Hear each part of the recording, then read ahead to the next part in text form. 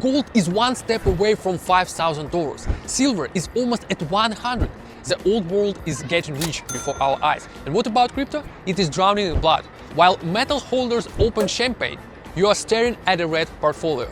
The reason is simple. You are waiting for forever growth, but whales are using you as exit liquidity. Daily market review, Friday, January 23rd. Do not look at words, look at actions. BlackRock released a beautiful presentation for the year 2026. It says in black and white, Ethereum is the base for the new economy. It holds 65% of the tokenization market. Sounds like a buy signal, right? But let's open the blockchain.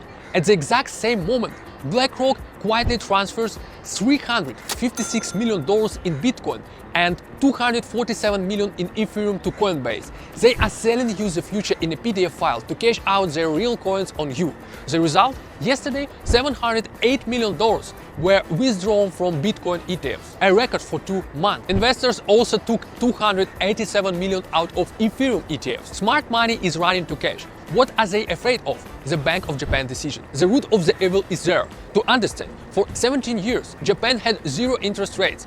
Money was free. But in March 2024, they closed the shop. The rate climbed up for almost 2 years, and last month it hit 0.75%, the maximum in 30 years. The process of closing debts is already happening. That is why Bitcoin has been falling since Monday. Big funds are panic selling crypto to pay back Japanese loans before they get even more expensive.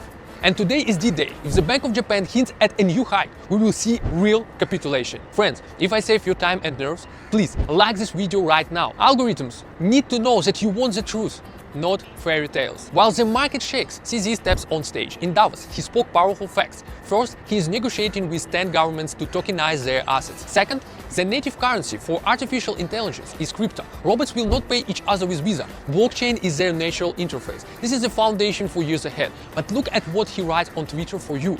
He cynically says, AI will leave you jobless, so buy the dip now to retire rich. Sounds familiar, right? Remember when he advised buying the A-Star token at $0.9? Now it is $0.6. The conclusion is simple. With one hand, he builds infrastructure for decades, and with the other, he traps you in the market so you hold the price while he makes deals with officials. Why can't we hold above 90,000? On-chain data gives the answer. For the first time in history, there are more new whales than old ones. The average entry for new whales is $98,000. They are in the red and nervous. Every time we try to grow, they sell at break-even. As long as these weak hands dominate, there will be no growth. Now for the dry math. Sentiment on Binance. 71% of the crowd is long. On Hyperliquid, there are twice as many longers by headcount. But an important nuance, the volume of positions, meaning real money, is higher for shorters. However, margin and collateral are higher in longs. This is an explosive mix.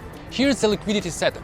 Above, a magnet at 93,500. Below, support at 86,500. Judging by the heat map, the priority is up right now. There is a lot of fresh short liquidity there. Max pain shows 90,900. Ethereum levels on the screen right now. My indicator gives a selling for today at 90,500. A maximum pump is possible up to 91,700. And the support zone is below at 88,300. My plan, by simple logic, a local growth to 91,000 is possible today to trap greedy longers before the news from Japan. But remember, as long as new whales are in losses and BlackRock is selling, any growth is used for exit. Do not be liquidity. Watch the Japan rate. Subscribe. Tomorrow we will discuss the consequences.